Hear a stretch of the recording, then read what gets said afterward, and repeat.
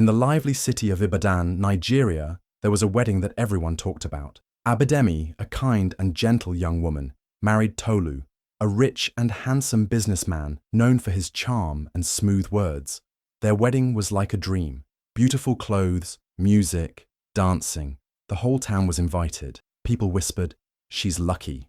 This is a perfect match."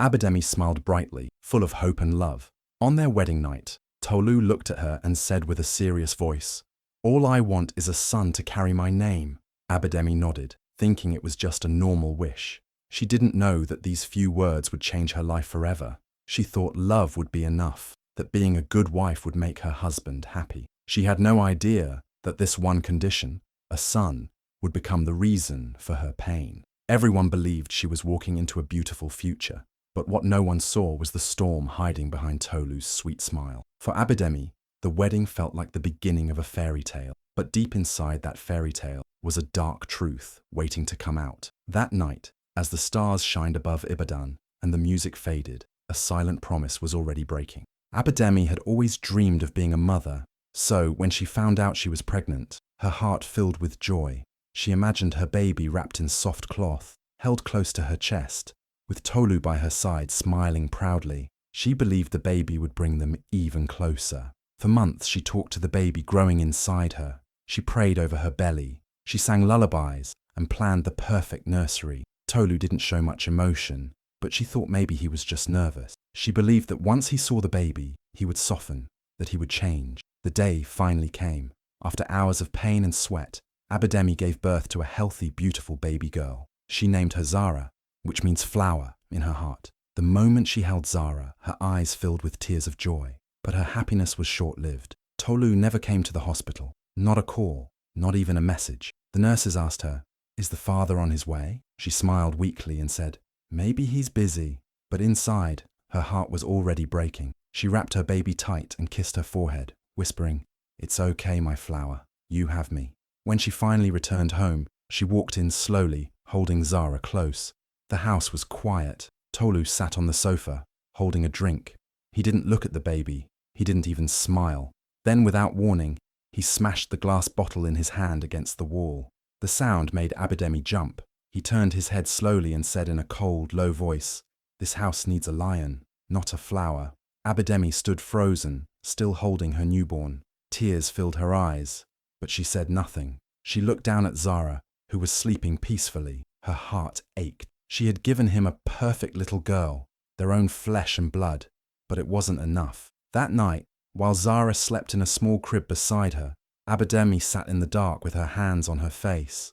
She cried quietly, trying not to wake her baby. She asked herself over and over, "What did I do wrong?" She had done everything right. She had loved him. She had prayed for a healthy child, but none of that mattered. All Tolu wanted was a boy, and because Zara was a girl, he saw her as nothing. Abidemi looked at her daughter's tiny hands, her soft cheeks, her peaceful breath. How could something so pure and beautiful bring such pain? But still, she didn't blame her baby. She blamed herself. In the days that followed, Tolu barely looked at them. He came home late, sometimes drunk. He didn't speak much. And when he did, his words were sharp. Abidemi tried to stay strong.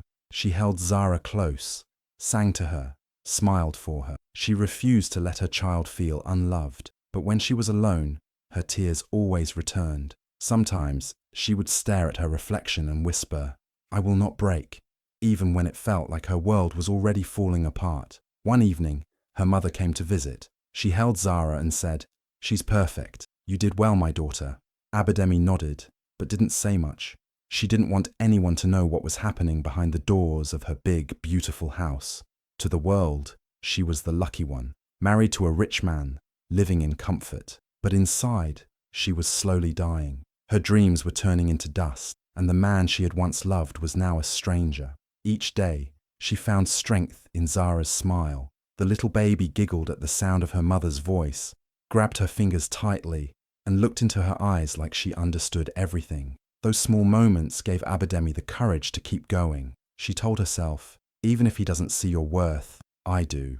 I will love you enough for both of us." But deep inside, Abidemi knew something had changed forever. This wasn't the life she had imagined. This wasn't the man she had married. The wedding that once promised the world now felt like a trap. And as she lay in bed each night, listening to Zara's soft breathing, she wondered how long she could keep pretending everything was okay. How long she could carry the weight of a broken heart while trying to protect her daughter's innocence. She didn't have the answers yet, but she knew one thing for sure. She would never let her daughter feel unwanted. No matter how cold Tolu became, Abidemi promised herself Zara would always know love, always. 2 years passed, and Abidemi found herself pregnant again.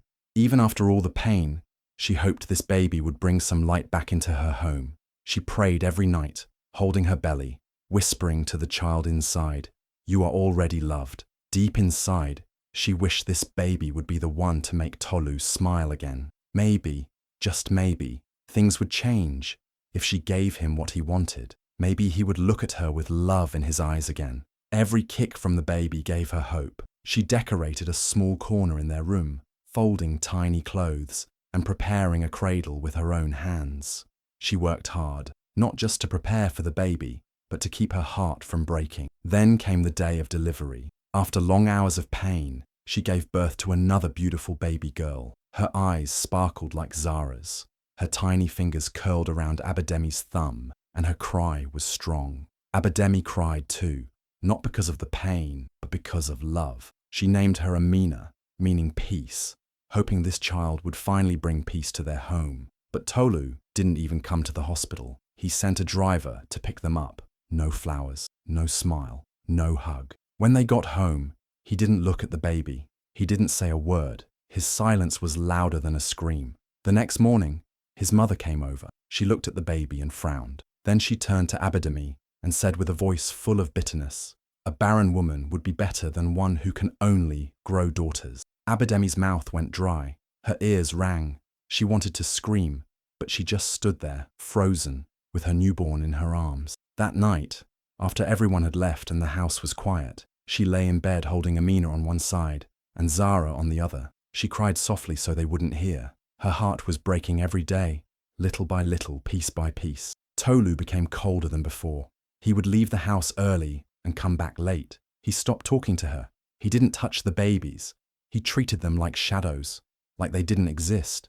And when his mother visited, she would whisper cruel things in his ear, pointing at Abidemi like she was a curse. One evening, Abidemi overheard them. His mother said, "Send her away. What use is a woman who gives you nothing but girls?" Tolu didn't say anything. He just sipped his drink. That silence hurt more than words. Still, Abidemi stayed, not because she had nowhere to go, but because of her daughters. Every time Zara smiled or Amina cooed in her sleep, Abidemi felt a tiny spark of strength. She told herself, "They need me. I must stay strong." She didn't want them to grow up feeling unloved. She didn't want them to feel the coldness their father showed, so she smiled through the pain. She sang lullabies at night. She kissed their little heads and told them stories. She became their world, even while hers was falling apart. Sometimes, in the quiet hours of the night, she would hold both her daughters close and whisper, "You are enough. You are more than enough. Don't let anyone make you feel small." She knew the world might try to treat them the way their father did, but she also knew that her love had to be louder than his rejection. She didn't have gold, she didn't have power, but she had love, and to her, that was enough to keep going. Every day was a battle. There were days she had no one to talk to, days when food was scarce, days when Tolu would come home smelling of another woman's perfume, but she kept her pain hidden like a secret. Her daughters were still small, too young to understand the silence at home, too innocent to feel the tension in the air. But Abidemi noticed how Zara sometimes asked, "Why doesn't Daddy play with us?" And her heart would break all over again. She would smile and say, "He's just busy." But deep inside, she was bleeding. People on the outside still thought she had the perfect life, a big house, a rich husband, 2 beautiful kids. But they didn't see the loneliness inside those walls. They didn't see the woman who cried herself to sleep every night. They didn't see the strength it took to wake up each morning and pretend everything was fine. Still, she didn't leave. She stayed because love made her strong. Her daughters gave her a reason to breathe, a reason to keep moving forward.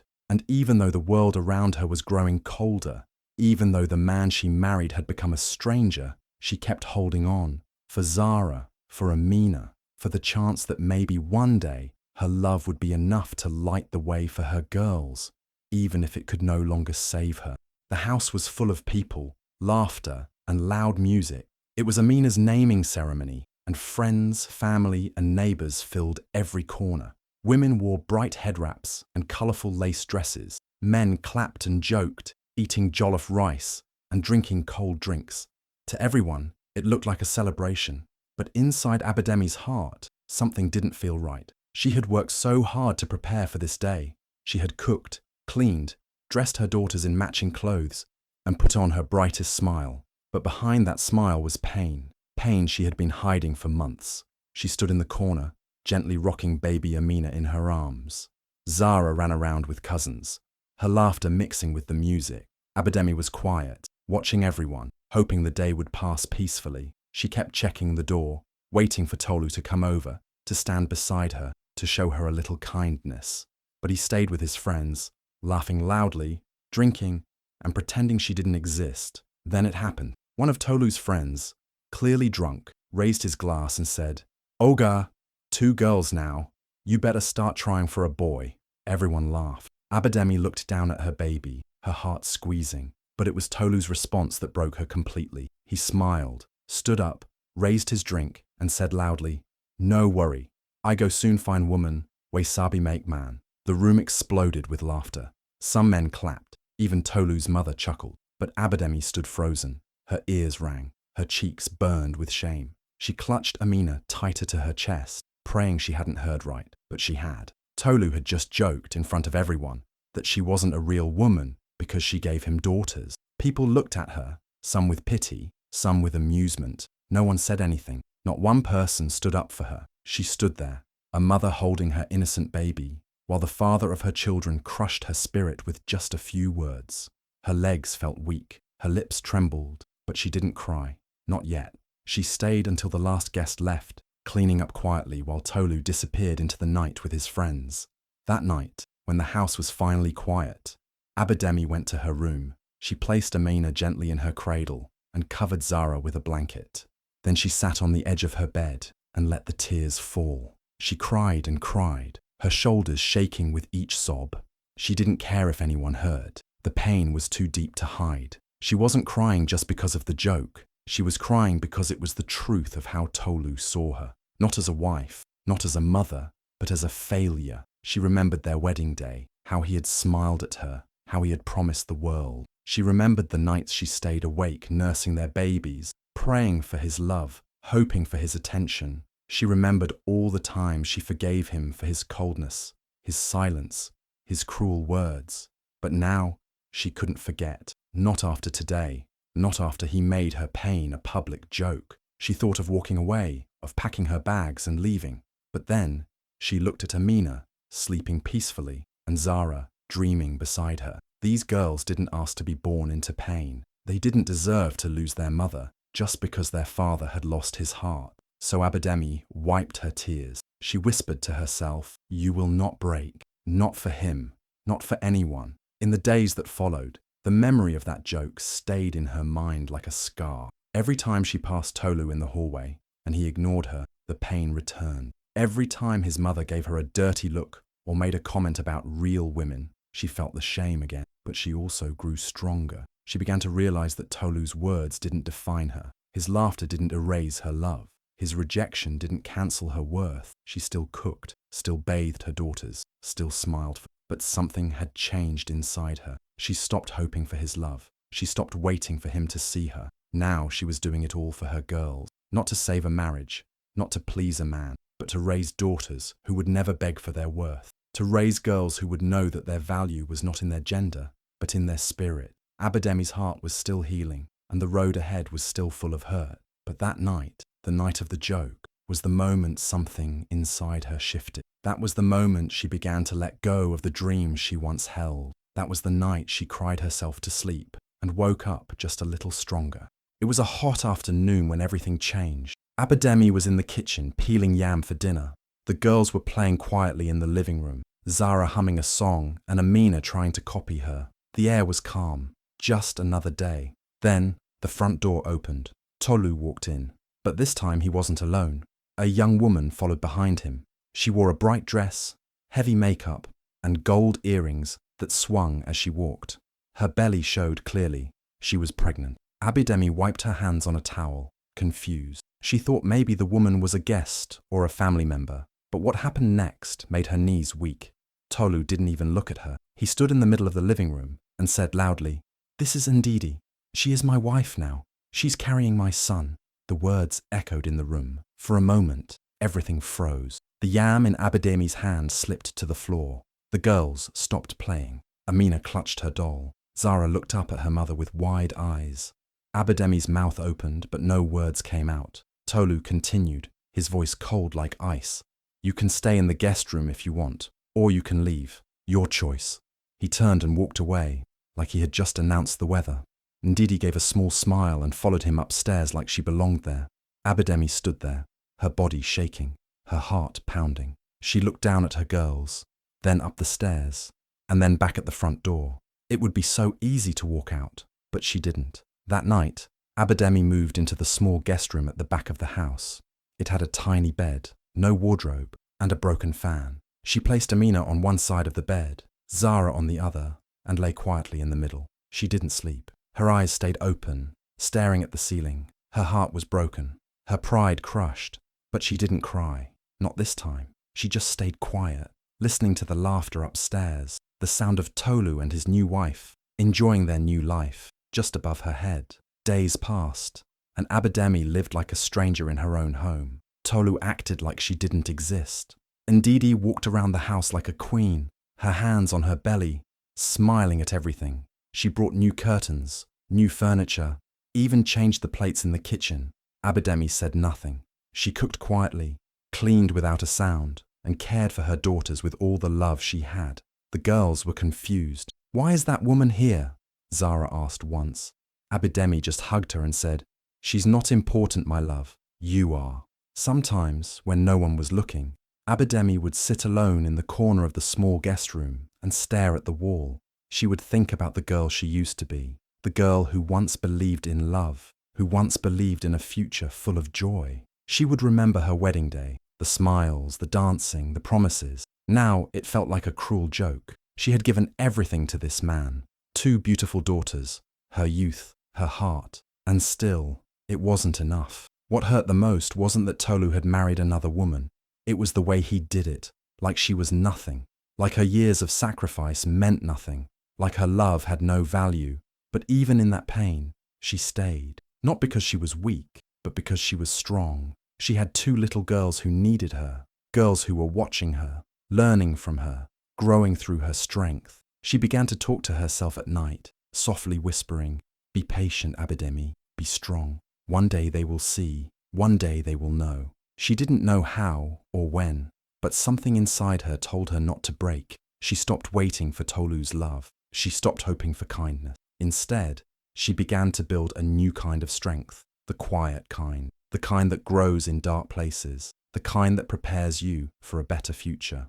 Abidemi became invisible in her own home, but she was more present than ever in her daughters' lives. She taught Zara how to read. She taught Amina how to pray. She braided their hair with care, packed their lunch with love, and kissed their cheeks every morning like they were the reason the sun rose. And maybe they were. As Ndidi's belly grew bigger, so did the weight on Abidemi's shoulders. She knew something was coming. She could feel it, but she kept her silence. Not because she was defeated, but because she was waiting. Sometimes silence isn't weakness. Sometimes it's the first step to rising. So, while Tolu laughed upstairs with his new wife, and the world moved on around her, Abidemi stayed in her small room, not broken, but becoming something stronger, something powerful, something unstoppable. The day started like any other. Abidemi was up early, boiling water, brushing Amina's hair, while Zara read aloud from her small schoolbook. The house was quiet, too quiet, and Didi had gone to the hospital the day before, ready to deliver her baby. Abidemi didn't ask. She already knew what was coming. She could feel it in her chest. For weeks, Tolu had barely spoken a word to her. He walked past her like she was air. And Didi, heavy with child, had become the queen of the house. Abidemi and her girls were shadows, waiting, breathing, existing. Then, around 11 in the morning, Tolu walked in. His shirt was still wrinkled from the hospital. His eyes were cold, but satisfied. He didn't even sit down. He looked at Abidemi, who was slicing tomatoes for stew, and said in a flat voice, "She had a boy, just like that. No celebration, no joy, no kindness, just a sentence that felt like a slap." Abidemi froze. Her hands dropped the knife. Zara looked up from her book. Amina stopped singing. The silence was heavy. Then came the words that ended everything. "You have 48 hours to leave this house." Abidemi blinked. "What?" she asked, her voice low, unsure. "Leave," he repeated. "You and your girls. I have a son now. You are no longer needed here." Her heart dropped. Her hands trembled. "Tolu, where will I go? I have no job, no money." He shrugged. "That's not my concern. You wanted to stay. Now you can go."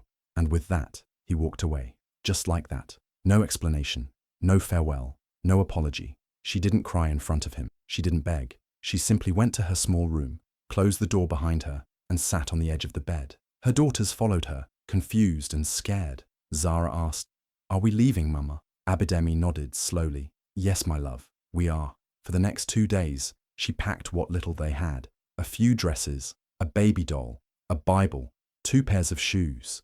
She didn't even have a suitcase. She folded everything into a plastic bag and held her daughters close.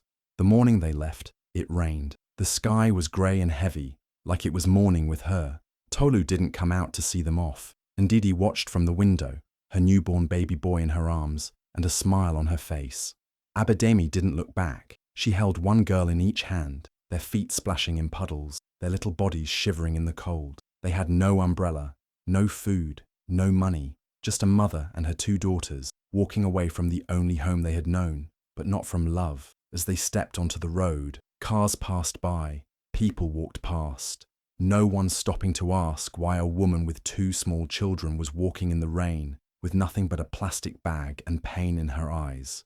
Her slippers tore halfway down the street. She didn't stop. She kept walking, for them, for her girls, for something better. She finally reached a small church on the edge of town. The pastor's wife gave them dry clothes and hot tea. "You can rest here tonight," she said gently. Abidemi said thank you, her voice shaking. That night, lying on a thin mat in the church hall, Abidemi finally allowed the tears to come. Not because she was weak, but because she had been strong for too long. Her daughters slept beside her, warm and safe. That was enough. The next day, she started again. No pity, no time to cry. She asked around for work. She cleaned people's houses. She washed clothes by hand. She roasted corn by the roadside, calling out, "Sweet corn! Hot corn!" with a tired but brave smile. Some days, they only had gari and water for dinner, but her daughters never heard her complain. She made a game out of everything, washing, cooking, even hunger. "Let's pretend we're in a cooking show," she'd say, and the girls would giggle while cutting vegetables with old plastic knives.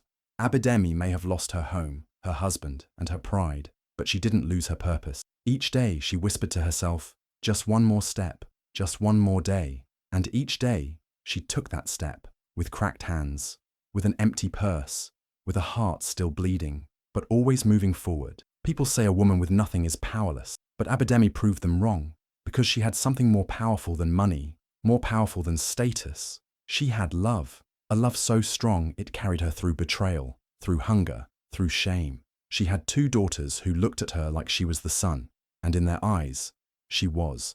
She walked away from that house with nothing, except everything that truly mattered. And though her spirit was broken that day, something else began to grow, something quiet, something deep, a strength that would rise again, a fire that would not die. The small shack in Makoko smelled of rust and salt. The wooden planks on the floor creaked every time Abidemi or her daughters moved. The roof leaked when it rained. There was only one bed, old, hard, and barely enough for 3, but it was now their home. It sat quietly by the edge of the dirty water, surrounded by hundreds of similar houses built on stilts, crowded together like forgotten dreams. Life in Makoko was hard, but Abidemi was harder. She looked at her 2 daughters, sleeping close to her on that narrow bed, and promised herself, "I will not let this break us." Each morning, Abidemi woke up before the sun. She wrapped her scarf tightly, carried her bucket, and walked out barefoot into the muddy paths. She washed people's clothes for a few naira. Some days, she swept tiny shops. On others, she cleaned rich people's floors in neighborhoods far from hers. If she was lucky, they gave her leftover food. If not, she returned home with coins barely enough for a cup of gari. But still, she never came home empty-handed. She would walk through the market, eyes scanning for the cheapest things. Roasted corn, a few peppers, a spoon of palm oil, sometimes just water. And every night, she turned the little they had into a meal. The girls would sit on the floor, smiling as if they were having a feast. "Mama, your corn is the best," Amina would say. Zara would nod with her mouth full. Abidemi would smile too, even if her stomach was empty. She always gave them her portion. "I already ate," she would lie gently, and her daughters believed her, because even in that tiny shack, they felt rich. Rich in love, in warmth, in the way their mother made them feel safe. On some days, Abidemi sat by the roadside with a small charcoal grill, roasting corn. The smoke filled her eyes. The sun burnt her skin. But she stayed there from morning till night, calling out, "Sweet corn, hot corn." Her hands were black from charcoal, her back aching, but she never stopped. People began to know her, the quiet woman with kind eyes and strong arms. Some offered her used clothes, old pots, even school books for the girls.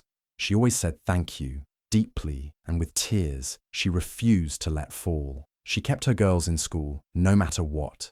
If it meant not eating for 2 days so she could pay their fees, she did it. If it meant waking up at 4 a.m. to clean a toilet, she did it. She taught them how to read by candlelight. She made up bedtime stories when they couldn't sleep. She held them tight when thunder shook the shack. She gave them all of herself, every single day. Zara started helping her after school, watching the corn, calling out to customers.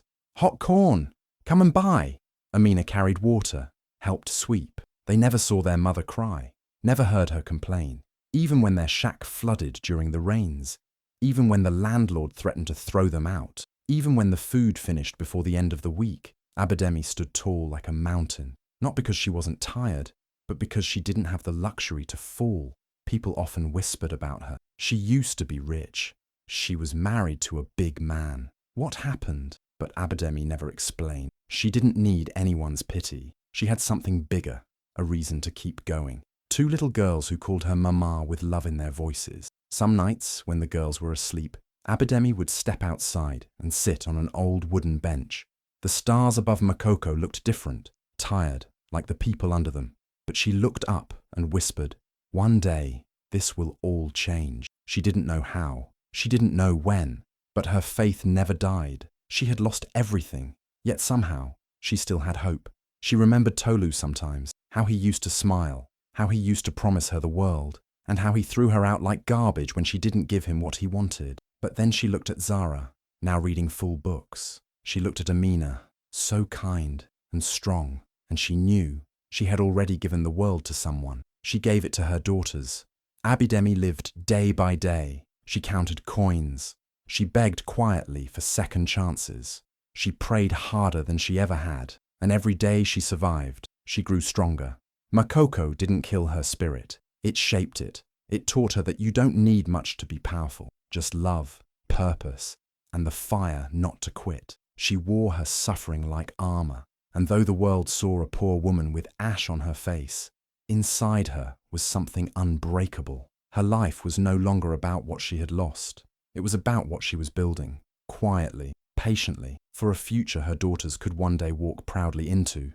The night it all began was dark and stormy. The rain fell like angry tears from the sky, flooding the tiny paths of Makoko. Thunder roared, and the wind howled through the cracks of Abidemi's small shack. She had just finished putting Zara and Amina to sleep when she heard a loud crash outside, like metal scraping against the ground. Her heart jumped. Without thinking, she grabbed her wrapper and ran out into the rain. Down the muddy road, under the flickering streetlight, she saw a man lying near a broken motorcycle, soaked in blood and rain. People passed by, too scared or too busy to stop, but not Abidemi. She ran to him. His leg was twisted, his face bleeding. "Please, help," he whispered weakly. She didn't ask who he was. She didn't wait for help. She dragged him little by little back to her shack, even though her own arms trembled. Inside, She cleaned his wounds with salt water, tore one of her old wrappers to bandage his leg, and stayed awake the whole night to watch over him. The man's name was Kola. He was a schoolteacher, quiet and kind. For days, she fed him from the little food she had. He offered her money to thank her, but she refused. "If I didn't help you, who would have?" She smiled. When he finally walked again, he left, but not forever. Weeks later, he returned, this time with a small bag of rice, some notebooks for the girls, and a smile that reached his eyes. "I wanted to see if you were okay," he said. Abidemi was shocked. No man had checked on her in years. Slowly, they began talking. Kola would visit in the evenings after school. He helped Zara with her homework, told Amina stories, and always brought something small, a biscuit, a fruit, a book. He treated the girls like they were his own, and Abidemi, she felt something she thought was long dead, warmth in her heart. Kola never asked about her past. He didn't care that she lived in a shack or roasted corn for a living. He only saw her gentle soul, her strength, her kindness. He would often say, "You deserve more, Abidemi, not because of what you've been through, but because of who you are." And for the first time in a long time, Abidemi let herself feel love again. Soon, she became pregnant. It was unexpected, but not unwanted. When she told Kola, he smiled with tears in his eyes. "This child will be our light," he said. The girls were overjoyed. They talked to her growing belly every night. They picked names and even made a little space beside their bed for the baby. But life, once again, had other plans. Just a few weeks before the baby was due, Kola died in a road accident. A bus lost control on a busy street. The news reached her like a slap, cold and cruel. Abidemi didn't scream. She didn't cry in front of her girls. She just held her belly and whispered, "Not again, not again." That night, she sat by the candlelight, staring at the last book he had given Zara. Her hands shook, her heart shattered, but she stayed still, because now she wasn't just mourning a man. She was preparing to bring life into a world that had taken so much from her. She gave birth in the same shack, alone, with her daughters by her side. It was a baby boy, small, soft and silent at first, until she touched his cheek. Then he cried, loud and strong. She named him Tariro, which means hope, and as she held him close, she whispered with tears in her eyes, "You may not carry his blood, but you will carry my fire." Tariro was her miracle, her sign that even after the storm, something good could still grow. He had his mother's eyes and Kola's calmness. From the moment he was born, he never cried much. He just watched the world, quietly, as if he understood everything already. The girls loved him fiercely. Zara would sing to him. Amina made him laugh. He became the center of their small family, a piece of peace in their hard life. People whispered again, "She has another child. With who this time?" But Abidemi didn't care. She didn't explain. She had no time for shame. She was building something the world couldn't see yet. She fed him with her last coins, carried him on her back to work, and rocked him to sleep with songs of strength and hope. Every time she looked into his eyes, she remembered Kola's words, "You deserve more." And she believed it a little more each day. Life didn't suddenly become easy. The roof still leaked. Food still ran out. But Abidemi now had 3 reasons to rise every morning.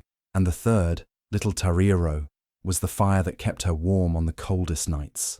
He didn't know it yet, but he was born from love, loss, and courage. And one day, he would change everything.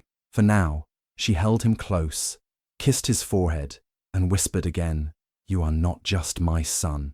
You are my fire, my future." Tariro grew up in the quiet corners of Makoko, where the sound of water and wooden boats was more common than the noise of cars. Their one-room shack was small, but to him, it felt like a whole world filled with love. His mother, Abidemi, worked from sunrise to deep into the night, washing clothes, sweeping shops, cleaning houses, and sometimes roasting corn at the roadside. She barely slept, but no matter how tired she was, she always came home with a smile. Her back ached, her hands were rough, but when she looked at Tariro, her eyes softened. He was her fire, her reason to keep going. There was never much money, but there were always books.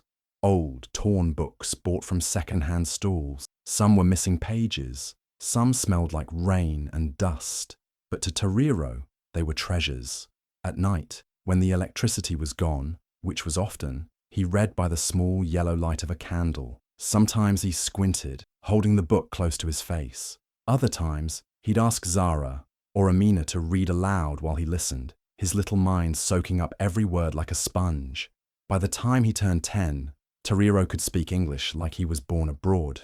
He switched to Yoruba when speaking with neighbors, and he learned French too, from an old textbook Abidemi had picked from a trash pile one rainy day. She wiped the mud off, smiled, and handed it to him. "You never know, my son. One day this may take you far." But Abidemi didn't just teach him language. She taught him how to carry himself with dignity, even when life gave him nothing. "Respect your sisters," she would say, every day like it was a prayer. "They held you before you could walk. They protected you when I was out working. A real man never lifts himself by stepping on a woman." Sometimes, other boys mocked him. They laughed because his shoes were torn. They teased him because he lived in the water slums. But Tariro never fought back with fists. He fought with silence and books. When they laughed, he read harder. When they shouted, he listened deeper, because deep in his heart, he knew what his mother always said: "If the world says you're not enough, show them your worth." He never forgot the nights when they all shared one bowl of gari, no sugar, just water. When they had no food, Abidemi would hum a song instead of crying. She never begged, never shouted. She worked harder. And seeing her work, Tariro promised himself, "Someday, I will build her a house where the roof does not leak, where the floor is not mud, and where hunger never enters again." Even the girls noticed how different their little brother was. Amina once said, "Tariro is not just a boy, he's a flame that doesn't go out." He never let anything stop him. Every morning, he woke up before sunrise, helped fetch water, helped his sisters, and ran off to school with a small bag and a big dream. His teachers noticed him too. "He's sharp," one said, "like a mind far older than his age." He asked questions that made even adults pause. He once fixed a broken radio just from watching a video on a neighbor's phone. He read science books with words he didn't understand, then taught himself the meaning. He helped others with homework and never boasted. His power was quiet, like his mother. One day, Abidemi sat him down. The candle was low, her eyes tired, but her voice was firm. "Tariro," she said, "I don't know what tomorrow holds, but promise me one thing. Never forget who you are, not where you come from, not what made you. You are more than poverty, more than people's opinions. You are my son, and my fire lives in you." Tariro looked into her eyes, nodded slowly and said, "I won't just carry your fire, I'll light the whole world with it." And that's exactly what he set out to do. Tariro was just 16 when the letter came. It was worn at the edges, the envelope thin like it had travelled a long journey. He opened it with shaking hands, standing outside their little shack in Makoko. His mother, Abidemi, watched from the doorway, drying her hands on her wrapper. As Tariro read the letter, his eyes widened. Then he fell to his knees, laughing and crying all at once. "Mama, I got it! I got the scholarship!" he shouted. Abidemi dropped the plate in her hand, rushed to him, and hugged him tight. He had won a full government scholarship to study tech engineering in Cape Town, South Africa. It was a miracle. A boy who once read by candlelight, who wore patched trousers and mended shoes, was now going to one of the best universities in Africa. People in the neighborhood came to see the letter like it was a trophy. Some were happy, some were jealous, but none could deny that Tariro had earned it. He had worked harder than anyone they knew. But getting the scholarship didn't mean all the problems were gone. He needed a passport, a travel bag, clothes, a good pair of shoes. Abidemi had saved what little she could, but it wasn't enough. So, one quiet morning, she took out the only gold earring she owned, a tiny thing her mother gave her on her wedding day. It was old, dull, but still worth something. She walked to the market, sold it, and bought Tariro a pair of shoes strong enough to carry his dreams. When she handed them to him, she smiled, even though her heart felt heavy. "Walk well, my son," she said. "These shoes are not just for your feet, they are for your future." Tariro held the shoes close, then hugged her tightly. His voice broke as he whispered, "I won't just come back, Mama. I'll come back for you." The night before he left, they all sat together. Abidemi, Zara, Amina, and Tariro. There was no electricity, so they lit a small candle. The room was quiet. No one wanted to speak first. Finally, Zara said, "Don't forget us when you become a big man." He smiled and touched her shoulder. "How can I? You all are my roots." Then he looked at his mother, his eyes full of emotion. "You gave me everything when you had nothing. I will make you proud." At the airport, Abidemi wore her best wrapper and borrowed a friend's sandals. She couldn't afford a fancy bag, so Toriro carried his things in a simple backpack. They hugged for a long time before he left. She tried not to cry, but the tears came anyway. "Go, my son," she said. "Fly high, but never forget the ground you rose from." He nodded, tears in his eyes, and walked away, one step at a time, each step taking him closer to a new world. Cape Town was different. Clean streets, tall buildings, cold mornings. For the first time in his life, Toriro had hot water, 3 meals a day, and his own desk to study at. But he didn't let comfort change him. He remembered the nights in Makoko, the sound of water under the shack, the taste of plain Gary, and the smell of roasted corn his mother sold. Those memories kept him humble and focused. In class, he listened more than anyone. He asked questions that surprised even the professors. While other students went to parties, he stayed back to read. He built small machines, created codes, and even helped fix the school's broken printer once. Just like he fixed radios back home, his story began to spread. "That Nigerian boy," people said, "he's going somewhere." Sometimes when things got hard, he would take out a photo, a small picture of his mother and sisters, standing outside their shack, all smiling despite the cracks in the wall. He taped it inside his locker. That photo reminded him of his promise. "I'll come back for you." Years passed quickly. Holidays came and went, but he didn't visit home. He used every break to work internships, join competitions, or take free courses online. He didn't want to just graduate, he wanted to rise. And slowly, he did. Step by step, his name began to carry weight in the tech world. Then one day, after giving a brilliant talk at a tech event, a company director walked up to him. "Have you ever thought about leading a team?" he asked. That was the moment Toriro's journey began to shift, from student to leader. But through all the growth, he never forgot the promise. Every money he saved, he sent part of it home. Not much, but enough to help them eat better, sleep safer, live easier. He called often, always asking, "Mama, are you eating well? Are my sisters studying?" And every time Abidemi heard his voice, her heart danced with pride. Toriro had left Makoko with nothing but a backpack and a fire in his chest. Now he was building something bigger, not just for himself, but for the woman who once sold her only gold to buy him shoes. And every night before he slept, he whispered the same words. "I'm coming back, Mama. I haven't forgotten. I never will." Toriro was only 25 when the doors of Afrinet opened for him. He walked into the company as a young, quiet genius with fire in his eyes and stories in his heart. Afrinet was already a fast-growing telecom firm in Africa, but they had never seen anyone like Toriro. He didn't speak much in meetings, but when he did, everyone listened. His ideas were sharp, his mind even sharper. In his first month, he fixed a major system bug that had troubled the company for 6 months. After that, people started calling him the Code Whisperer. He worked day and night, building new software systems, creating smoother connections across borders, and training younger tech minds like they were his brothers. Every click of his keyboard carried memories of candlelit nights in Makoko. Every new app he designed came from pain and purpose. In 1 year, he became head of technology. By his 2nd year, he was chief technology officer. Everyone at Afrinet was in awe of how fast he rose. But Toriro wasn't chasing power. He was chasing a promise. He remembered the day he left Nigeria, his mother's eyes full of silent tears, her voice shaking as she said, "Fly high, but don't forget your roots." That memory lived in him every single day. While others chased fame, he chased impact. He wanted to build not just a company, but a future. And that future had to include people like his mother, his sisters, and kids growing up in slums who had brains full of ideas, but no one to listen. 3 years later, at just 28, Toriro was named CEO of Afrinet. The same boy who once sold roasted corn with his mother was now signing multi-million-dollar deals with tech giants across the world. His photo appeared on magazine covers, Forbes Africa, Tech Today, and even Time. Journalists wanted to know his secret.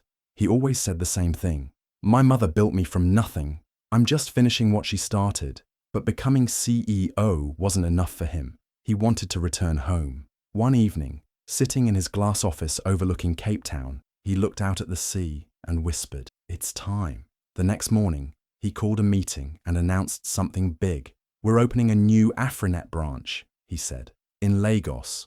The room went silent. Then claps broke out. He smiled, but deep in his heart, he wasn't clapping. He was remembering the streets of Makoko, the smell of Gary, his mother's hands, worn from years of washing and sweeping. This branch wasn't just a business move. It was a homecoming, a way to open doors for people who had never even seen a door before. The Lagos project moved fast. Tariro chose the location himself. He didn't pick a fancy part of town. He chose a place close to the people, a place where young talents could walk in with slippers and walk out with suits. He created hundreds of job openings, especially for women, single mothers, and underprivileged youth. He made sure the offices had free food, childcare support, and mentorship programs. No one should ever have to choose between feeding their child and feeding their dream, he said in one interview. Every step of the way, he kept thinking of Abidemi. He wanted her to walk into that building one day and feel proud, not just proud of him, but proud of herself, because this empire wasn't built by a man alone. It was built by a woman who refused to break, even when the world gave her every reason to. As the opening day of the Lagos branch approached, banners with Tariro's face filled the city. "The boy who coded his way to the top," one headline read. "From slum to CEO," said another. But what people didn't know was that behind that smile, behind that success, was a young man still carrying a promise in his chest, a promise to come back, to lift others, to make the world see what one woman's love could do. And as the countdown to the launch continued, thousands of applications poured in. Everyone wanted to work at Afrinet, not just because it was a top company, but because it had a soul, a mission, a leader who didn't just build machines, he built hope. Tariro didn't care about suits or titles. On the first day of the new branch, he wore a simple shirt and jeans. He walked into the building, looked around at all the smiling faces, young boys, single mothers, old security guards, fresh graduates, and smiled. This was it. This was the moment. He walked to his private office, placed his mother's old photo on the table, and whispered, "We're home now, Mama." And just like that, a boy who once had nothing gave everything back, not for fame, not for money, but for the fire that started with one woman, one shack, and one unbreakable promise. Tolu used to walk like a king. Every step he took echoed pride. He drove the biggest cars, wore the finest clothes, and had people greeting him left and right with respect. He was the man everyone wanted to be, but slowly, things started to change. His businesses began to crumble. One deal failed, then another. Investors pulled out.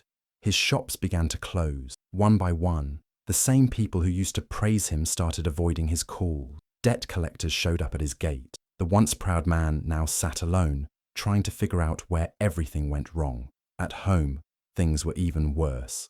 Didi, the beautiful young wife he brought home like a trophy, became distant. She no longer smiled when he came in. She spent hours on her phone, whispering and locking doors. Tolu pretended not to notice. He kept telling himself, "At least I still have my son." That thought was his last thread of pride. But life wasn't done breaking him yet. One night, he came back from a failed business meeting and found the house quiet, too quiet. And Didi was gone. So was the boy, and so was all the money. He searched everywhere, asked neighbors, called her friends. Nothing.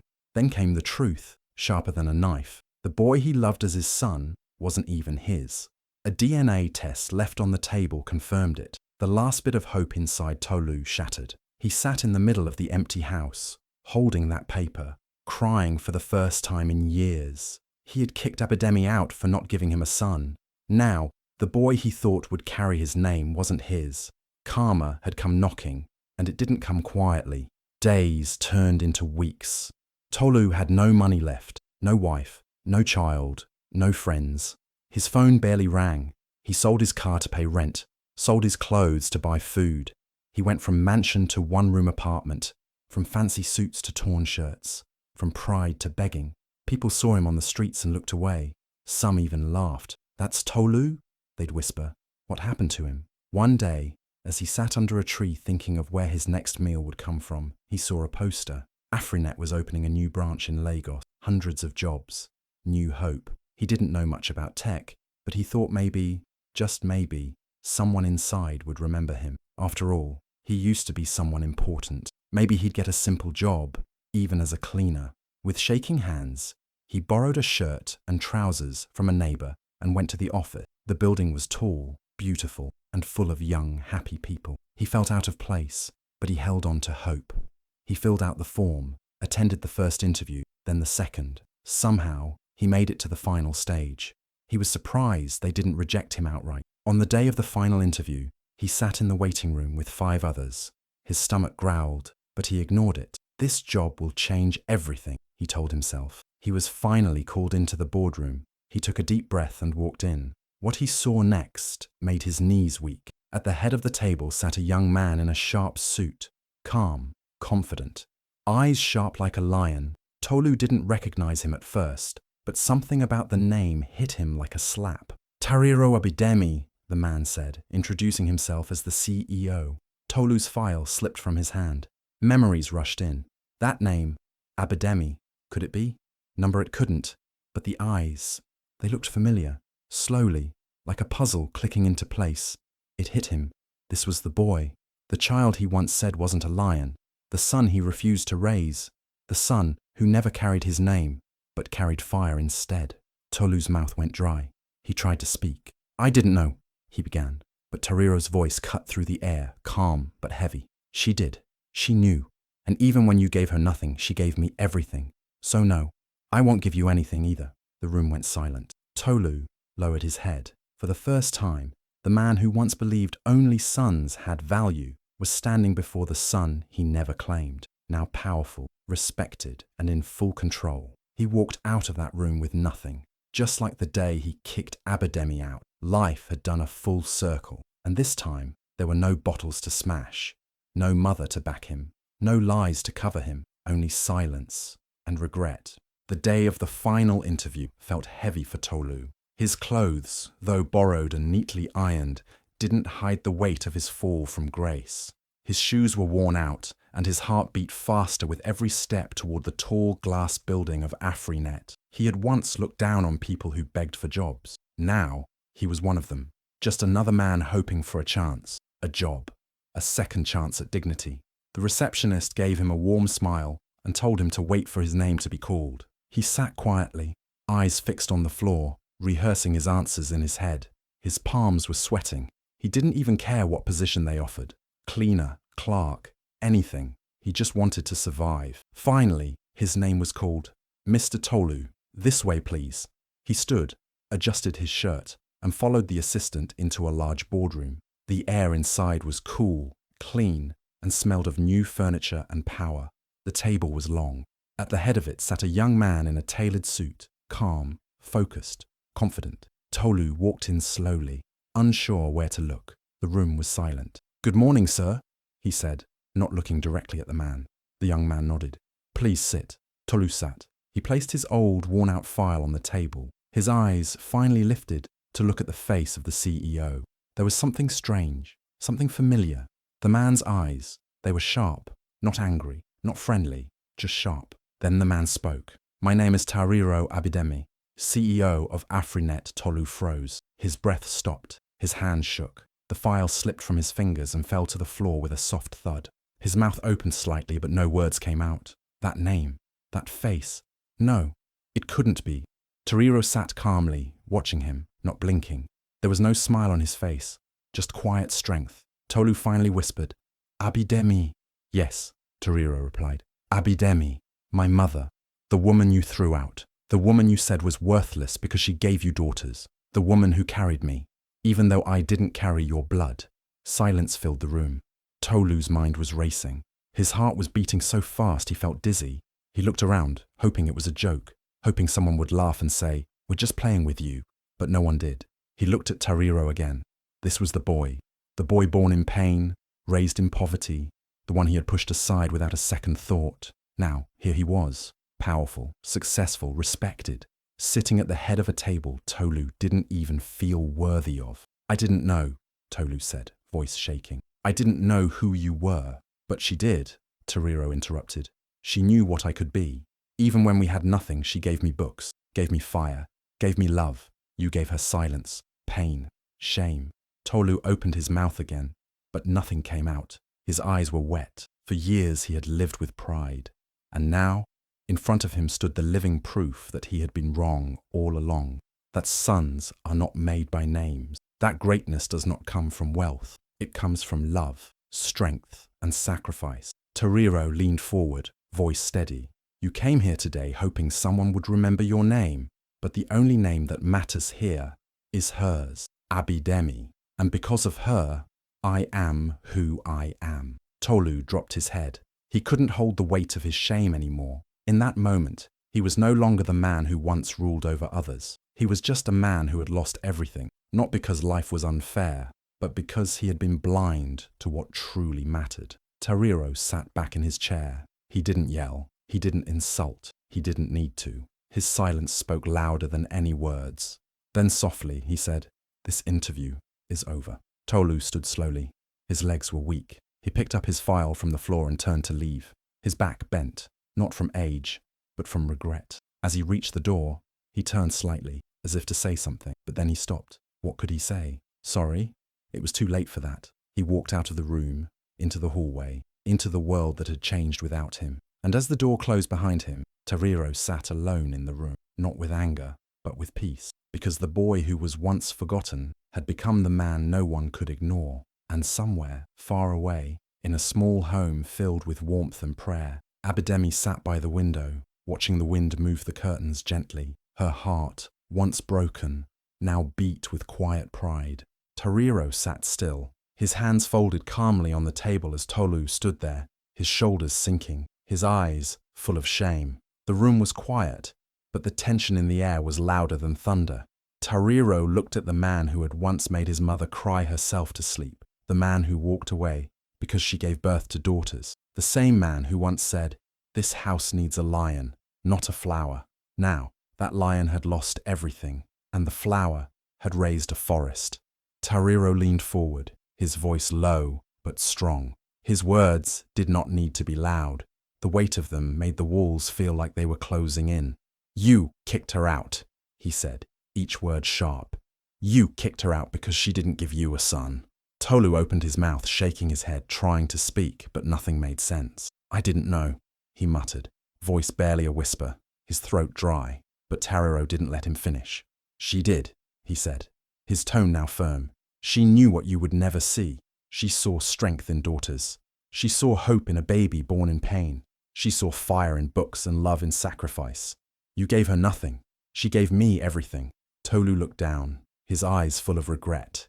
The room was spinning around him. He thought maybe the CEO would at least have pity. Maybe he would get a job, even the lowest one, just something to survive. But now, the truth stood in front of him like a mountain, and it was too late to climb it. "She raised me," Tariro continued, his voice softening just a little. "With no money, no home, and no help. She washed floors and roasted corn. She went hungry so I could eat. She never begged, never cursed you. She just kept going." Tolu tried again.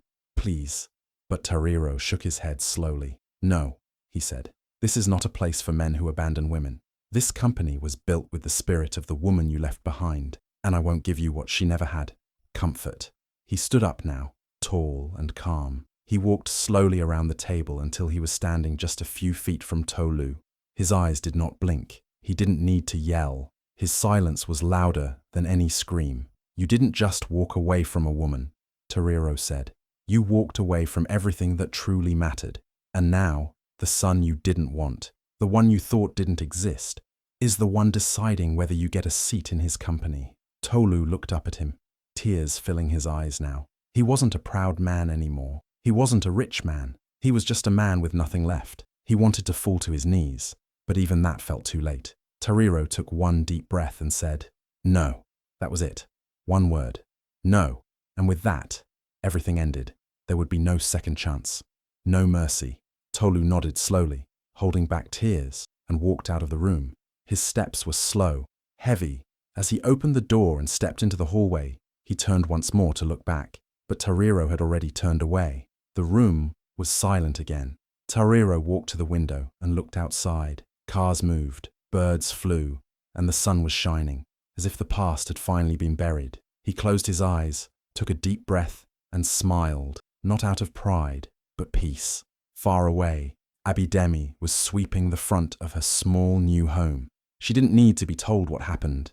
She could feel it, a shift in the air, a tear that finally dried. Her son had stood tall, not in revenge, but in truth, not to hurt, but to show the world that no pain was wasted. And when someone later asked Tariro in an interview why he didn't help the man who once hurt his mother, he answered simply, "My mother didn't give birth to a man, she built one, and I will never dishonor the hands that built me." Those words spread like wildfire. People shared the video everywhere. Mothers cried, sons stood taller, daughters felt stronger. Because in a world that often forgets the quiet warriors, one man reminded them all. Sometimes the ones who carry nothing carry the future. And Abidemi, sitting by her window with a cup of warm tea, let a single tear roll down her cheek. But this time, it was a tear of pride, not pain. A few weeks after the interview that shook many hearts, Tariro was invited to speak at a big tech and leadership conference in Lagos. The hall was full, hundreds of young people, leaders, business owners, and journalists from all over Africa. Tariro stood on the stage, dressed simply, but with a presence that filled the room. Cameras were everywhere. People were ready to hear about his success, his company, his journey, but he had something different on his heart. He didn't speak about millions or machines. He didn't talk about profits or products. Instead, he looked straight into the audience and said, "Before I say anything else, I want to speak about the woman who made me who I am." The room fell quiet. He continued, "My mother didn't go to university. She didn't own land or business, but she owned her strength. She worked as a cleaner, a cook, a market seller. She went hungry so I could eat. She stayed up late so I could study. She had no riches, only love. And with that love, she raised me." Some people began to tear up. Others held their breath. Tariro paused, looked around and said, "People used to say she failed because she didn't give birth to a man, but they were wrong. She didn't give birth to a man, she built one." The room exploded with applause. Phones were already recording. Within hours, the video was all over the internet, shared by students, mothers, celebrities, even presidents. It was trending in multiple countries. "She built one" became a hashtag. In a quiet part of town, in a warm and peaceful home, Abidemi sat on a small couch. The TV showed her son speaking proudly. She didn't say a word. She just watched, her eyes wet, her heart full. For the first time in a long time, her tears were not from pain. They were from pride. Her son had become the lion no one expected. Not born, but built with love.